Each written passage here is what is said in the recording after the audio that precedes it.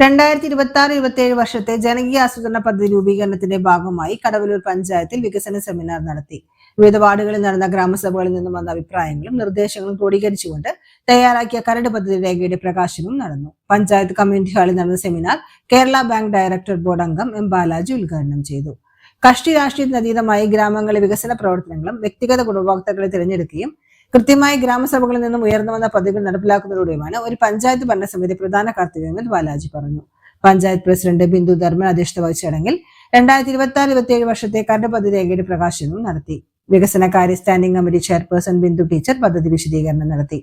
Standing committee ചെയർമാൻമാരായ Prabhath Mullappally, Haseena Ashraf, block panchayat അംഗങ്ങളായ Ghosh Pothinkal, Prajith Kumar, Ramshiya, ICDS chairperson Sreeja Velayudhan, മുൻ പഞ്ചായത്ത് പ്രസിഡന്റ് PI രാജേന്ദ്രൻ, സഹകരണ ബാങ്ക് പ്രസിഡന്റ് MK മോഹൻ എന്നിവർ സംസാരിച്ചു. ചടങ്ങിൽ ജില്ലാ കേരളോത്സവത്തിൽ കടവൂർ ഗ്രാമപഞ്ചായത്ത് എന്ന ചൊവ്വന്നൂർ ബ്ലോക്കിനെ പ്രതിനിധീകരിച്ച് ആർച്ചറിയിൽ 1ാം സ്ഥാനം നേടിയ റോഷനും യോഗയിൽ 2ാം സ്ഥാനം ലഭിച്ച അതുൽ കൃഷ്ണയ്ക്ക് ഉപഹാരം നൽകി അനുമോദിച്ചു. യോഗത്തിന് panchayat vice president KM Saleem സ്വാഗതവും സെക്രട്ടറി KR രേഖ നന്ദിയും പറഞ്ഞു.